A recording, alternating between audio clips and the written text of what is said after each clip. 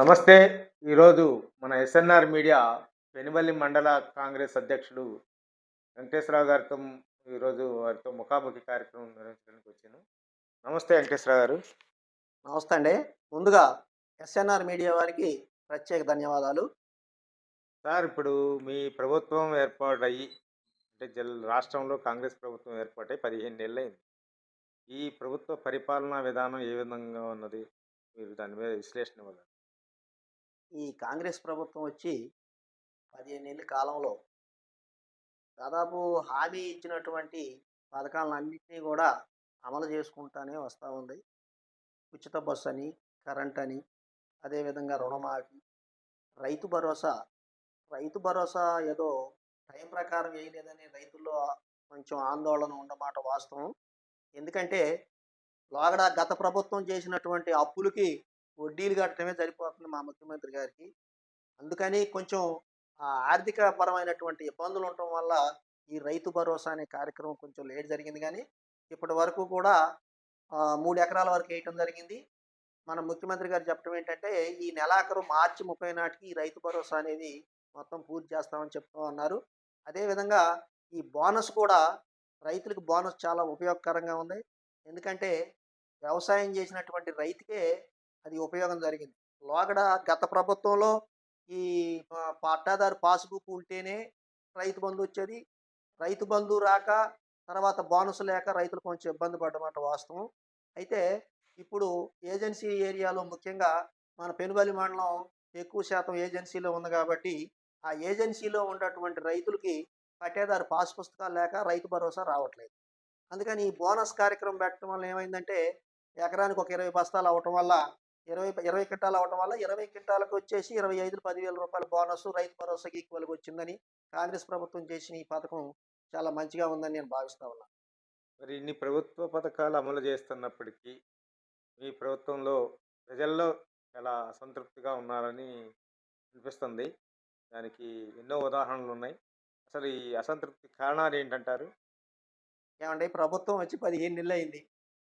15 సంవత్సరాల అధికారంలో ఉన్నటువంటి టీఆర్ఎస్ ఏం చేసింది? 15 నెలలు వచ్చినటువంటి కాంగ్రెస్ ప్రభుత్వం ఏం చేసింది అని అంటే, దానికి నేను ఒక ఉదాహరణ చెప్తా. మా గ్రామంలో ఉన్నటువంటి పెనుబల్లికి, గంగదేవపాటికి ఉన్నటువంటి బ్రిడ్జి వర్షాకాలం వర్షాలు పడితే, వరదలు వస్తే రైతులు ఇబ్బంది పడతా ఉంటే, మాకు మా ఎమ్మెల్యే గారు అయినటువంటి రాగమయ్య గారు మహిళా ఎమ్మెల్యే అయినప్పటికీ కూడా, ఆమె గెలిచిన దగ్గర నుంచి అహర్నిశలు భార్యాభర్తలు ఇద్దరు కూడా, ఆమెమో అభివృద్ధి కార్యక్రమాల మీద హైదరాబాద్ వెళ్ళి ప్రతి మంత్రిని కలవటం, అభివృద్ధి పథకాలకు కావాల్సినటువంటి నిధులు తీసుకురావడం జరుగుతూ ఉంది. అదేవిధంగా డాక్టర్ గారేంటి, ప్రతి గ్రామంలో తిరిగి కార్యకర్తలకు ఏదైనా బాధల సాధకాలు లేకపోతే ఏదైనా పరామర్శలు అలాంటివి ఉంటే ఆయన గారు తిరగటం జరుగుతూ ఉంది. మన సత్తుపల్లి నియోజకవర్గంలో ఇద్దరు ఎమ్మెల్యేలుగా భావిస్తూ ఉన్నాం మేము. ఎందుకంటే అహర్నిశలు నిద్రపోకుండా పనిచేస్తూ ఉన్నారు. సరే, విమర్శించే వాళ్ళు ఎప్పుడూ ఉంటారు, దానికి మేము కాదనట్లేదు. అదేవిధంగా టీఆర్ఎస్ గవర్నమెంట్లో మా గ్రామంలో దాదాపు మా మా గ్రామంలోనే టీఆర్ఎస్ మండల పార్టీ ప్రెసిడెంట్ కూడా మా ఊర్లోనే ఉన్నప్పటికీ, దాదాపు ₹1,00,00,000 తీసుకొచ్చి సిమెంట్ రోడ్లన్నీ పూర్తి చేయడం జరిగింది. అదేవిధంగా నన్ను మన డాక్టర్ దయానంద్ గారు ఈ కాంగ్రెస్ పార్టీ అధ్యక్షుడిగా నియమించిన తర్వాత, సార్ మాకు ఎక్కువ గిరిజన లొకేషన్ ఎక్కువ ఉంది కాబట్టి, మా గిరిజనులు ఈ వర్షాకాలం వస్తే సైడ్ డ్రైన్ లేక నీళ్లు, బురద, ఈ జ్వరాలు వీటన్నిటితో ఇబ్బంది పడుతున్నారని ఎమ్మెల్యే గారి దృష్టికి తీసుకెళ్తే, దాన్ని ప్రత్యేకంగా ఆమె దృష్టి సారించి, మీ గ్రామంలో ఉన్నటువంటి డ్రైనేజీ ఎంత ఉందో మొత్తం టోటల్‌గా గిరిజన లొకేషన్ మొత్తం కూడా మీరు సర్వే చేసి పంపమని ఆదేశించడం జరిగింది. అధికారులను పిలిపించి వాటిని సర్వే చేపించి పంపిస్తే, ఎమ్మటే మన సత్తుపల్లి శాసనసభ్యులు రాగమయ్య గారు మన కార్సెంట్ మినిస్టర్ అయినటువంటి సీతక్క గారి దగ్గర పోయి వాటిని మంజూరు చేయించుకొచ్చి 1,65,00,000కే మా గ్రామంలో మంజూరు చేయించుకొచ్చి, రేపు 11వ తారీఖు మంగళవారం శంకుస్థాపన చేయటానికి రెడీగా ఉంది. కాబట్టి ఈ సందర్భంగా మా ఎమ్మెల్యే గారికి, రాష్ట్ర ముఖ్యమంత్రి గారికి ప్రత్యేక ధన్యవాదాలు తెలియజేస్తా ఉన్నాను. అభివృద్ధి కార్యక్రమం అంటే 15 సంవత్సరాలు అవకాశం ఇస్తే చెయ్యని పని 15 నెలల్లో చేసినాం మేము. మరి విమర్శించే వాళ్ళు ఎప్పుడూ ఉంటానే ఉంటారు. విమర్శలకి చేసేది మీరే. ఇప్పుడు మీడియా వారు ప్రశ్నించడం మంచిదే, కాదనట్లే. ప్రశ్నించినప్పుడే అది మన అధికారం బాధ్యతగా తీసుకుంటారు ఎవరైనా సరే. దాన్ని మేము కాదనట్లేదు. మీరు విమర్శిస్తూనే ఉండాలి. మీరు విమర్శను మీరు ఛాలెంజ్‌గా తీసుకొని మేము డెవలప్‌మెంట్ చేస్తానే ఉండాలి. సార్ ఇప్పుడు పెనుబల్లి మండలంలో కాంగ్రెస్‌లో ప్రతి ఊర్లో గ్రూపులున్నాయి. అన్ని గ్రూపులను సమన్వయపరిచి మీరు ముందుకు లాక్కెళ్ళగలిగే ధైర్యం ఉందా? మండల కాంగ్రెస్ అధ్యక్షులుగా మీరు కొనసాగుతున్నారు గదా! వీళ్ళందరినీ సమన్వయపరచుకోగలిగే ధైర్యం అంటే ఆ పదవి న్యాయం చేయగలుగుతాననే ధైర్యం ఉందా మీకు? ధైర్యం అంటే అండి, ఇప్పుడు నేను దాదాపు 40 సంవత్సరాలు బట్టి కాంగ్రెస్‌లో పనిచేశాను. మండలంలో వచ్చేసి నాకంటే సీనియర్ నాయకులు వంకాయలపాటి వెంకటేశ్వరరావు గారున్నారు. మరి ఇంకా ఇతర నాయకులందరిని కూడా అందరిని సంప్రదించిన మీదట ఇక నేను తిరగలేనని ఆయన చెప్పిన మీదట, ఇక రెండో వ్యక్తిగా నువ్వైతే కొంచెం తిరగగలుగుతూ, చేయగలుగుతావు అని ఆ బాధ్యత నా మీద పెట్టారు. నా శాయశక్తులా సమన్వయం చేయటానికే ప్రయత్నం చేస్తా. పార్టీ అభివృద్ధి చెందాలనే ప్రయత్నం చేస్తా తప్ప, మరి ధైర్యం అంటే అన్ని రకాలుగా మనం సంయమనం చేయాల్సిన బాధ్యత మన మీద ఉంది కాబట్టి, దీనికి అందరు కార్యకర్తలు సహకరించాలా. ఇదేదో నా ఒక్కడిది కాదు. ఇది పార్టీకి సంబంధించింది కాబట్టి, నాకొక బాధ్యతనిచ్చారు కాబట్టి, దాన్ని నేను సమర్థవంతంగానే పూర్తి చేద్దాం. ఎవరి మీద పగ లేదు. ఎవరి మీద ఇబ్బంది ఒకళ్ళ వర్గం చేద్దామని గాని, లేకపోతే అది కాదు. నేను అందరూ మండలంలో ఉన్నటువంటి సీనియర్ నాయకులు, అదివరకు పార్టీలో పనిచేసిన వాళ్ళున్నారు. తర్వాత కొత్తగొచ్చిన వాళ్ళున్నారు. తర్వాత పార్టీ గెలిచిన తర్వాత వచ్చిన వాళ్ళున్నారు. అందరితోటి కూడా సమన్వయంగా పనిచేసి, రేపు స్థానిక సంస్థల ఎన్నికల్లో అందరికీ అన్ని గ్రామాల్లో కూడా మన కాంగ్రెస్ పార్టీ గెలిచే విధంగానే పనిచేస్తానని నేను భావిస్తాను. వెంకటేశ్వర గారు, ఇప్పుడు మన జిల్లాలో గోదావరి జలాలని సీతారామ ప్రాజెక్టు సక్సెస్‌ఫుల్‌గా నిన్న వాటర్ వదిలారు గదా! దీని మీద అసలు ఎవరి కృషి ఎలా ఉంది? ఏంటని దీని మీద మీ అభిప్రాయం? ముఖ్యంగా ప్రభుత్వాలు వేరు, వ్యక్తులు వేరు. ఇప్పుడు మన ఖమ్మం జిల్లాలో గానివ్వండి, ఆంధ్రప్రదేశ్ అభివృద్ధిలో మన ఖమ్మం జిల్లాలో ఉన్నటువంటి అభివృద్ధి ప్రదాతలు ఎవరైతే ఉన్నారంటే, మొదటి వ్యక్తి జలగం వెంగళరావు గారు. రెండో వ్యక్తి ఎవరంటే తుమ్మల నాగేశ్వరరావు గారని ఘంటాపథంగా చెప్పగలుగుతాను. ఎందుకంటే ఆనాడు నాగార్జున సాగర్ నీళ్లు ఎక్కడో ఉన్నటువంటి వాటిని మన ఖమ్మం జిల్లాకి తీసుకొచ్చి, ఖమ్మం జిల్లాలో ఉన్నటువంటి బీడు భూముల్ని సస్యశ్యామలం చేసినటువంటి ఘనత జలగం వెంగళరావు గారికి దక్కింది. అదేవిధంగా ఈ సీతారామ ప్రాజెక్టుని టీఆర్ఎస్ ప్రభుత్వం ప్రారంభించినప్పటికీ, ఆ ప్రభుత్వంలో పనిచేసినటువంటి తుమ్మల నాగేశ్వరరావు గారు ఉన్నంతసేపు బాగానే పనిచేసినారు. తర్వాత అధికారుల నిర్లక్ష్యం వల్ల సంబంధిత మంత్రి గారు దాని మీద మంచి నిర్ణయం తీసుకోకపోవటం వల్ల పడకేసింది. తర్వాత కాంగ్రెస్ ప్రభుత్వంలో చేరి, అదే తుమ్మల నాగేశ్వరరావు గారు మంత్రి అయిన తర్వాత నేను నేను మొదలుపెట్టినటువంటి పథకం ఇది నిర్వీర్యం అయిపోయే పరిస్థితి ఉంది కాబట్టి, దీన్ని నేను ఏదో ఒక రకంగా ఈ గోదావరి జలాల్ని ఖమ్మం జిల్లాలో ఉన్నటువంటి మిగతా బీడు భూములకి అన్నిటికీ కూడా సాగునీటిని అందించాలనే సదుద్దేశంతోటి ఆయన అహర్నిశలు కృషి చేసి మన ఖమ్మం జిల్లాకి తీసుకురావడం జరిగింది. అది కేవలం తుమ్మల గారి కృషి అని ఖచ్చితంగా ఘంటాపథంగా చెప్తా ఉన్నాను. ఎందుకంటే ఆయన ఎక్కడుండా ఒక వర్కరు. ఆయన ఎప్పుడు ఎమ్మెల్యే అయినా కూడా నేను పాలేరులాగా పనిచేస్తా, మీకు పాలేరులాగా పనిచేస్తా అన్నది మొన్న మేమందరం కలిసి అక్కడ వినోబాబా నగర్ దగ్గర ఈ శంకుస్థాపన పోయినప్పుడు పాపం ఆయన జ్వరంతో ఉన్నారు మంత్రి గారు. ఎందుకంటే ఆయనకు అంత ఆతృత.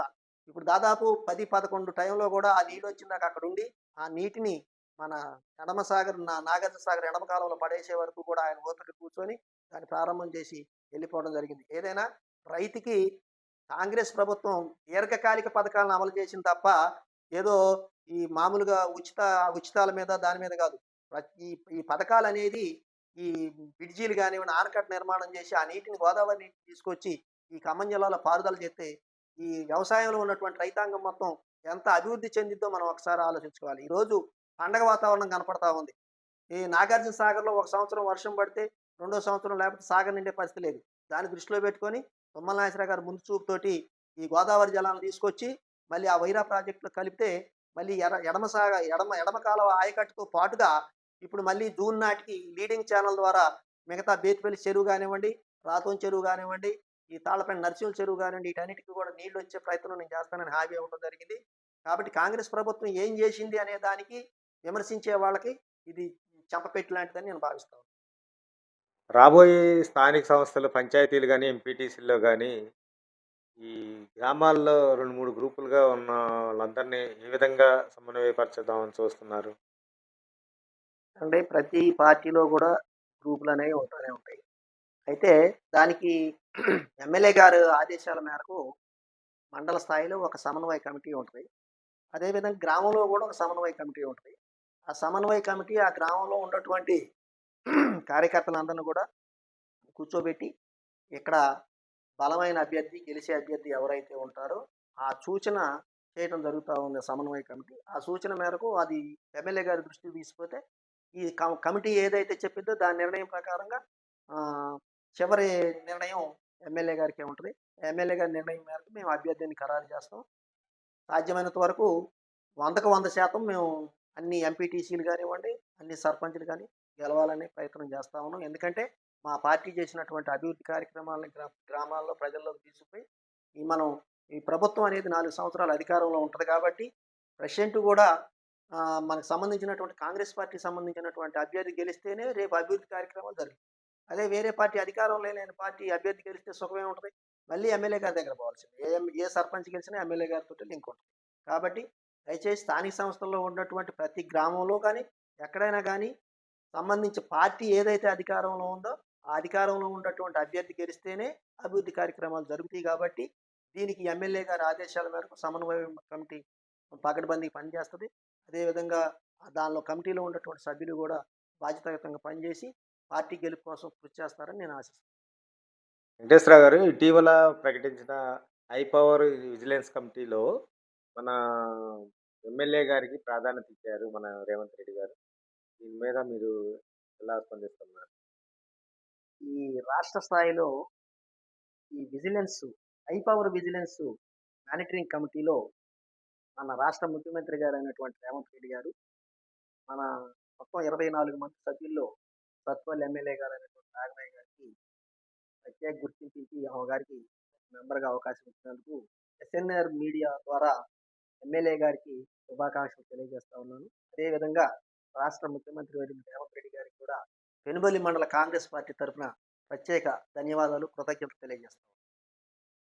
మండల అధ్యక్షుడిగా నేను పార్టీని నా చేతనైనంత వరకు అందరి సహకారంతో, పెద్దలందరి సమన్వయంతో రాబోయే స్థానిక సంస్థల్లో ముందుకు తీసుకెళ్ళి విజయవంతంగా ముగిస్తానని, అందరిని కలుపుకొని పోయి మండలంలో నా యొక్క ప్రాధాన్యతను సంతరించుకొని విజయాన్ని సాధిస్తానని చెప్తున్నారు మండల అధ్యక్షుడు పంది వెంకటేశ్వరరావు గారు.